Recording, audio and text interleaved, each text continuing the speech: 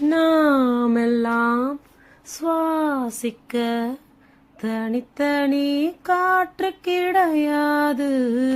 மேகங்கள் மேகங்கள் இடங்களை பார்த்து பொழியாது. கோடையில் இன்று இலையுதிரும் வசந்தங்கள் நாளை திரும்பி வரும். வசந்தங்கள் மீண்டும் வந்து விட்டால் குயில்களின் பாட்டு காற்றில் வரும். முடிவதும் பின்பு தொடர்வதும் இந்த வாழ்க்கை சொல்லும் பாடங்கள் தானே கேளடி.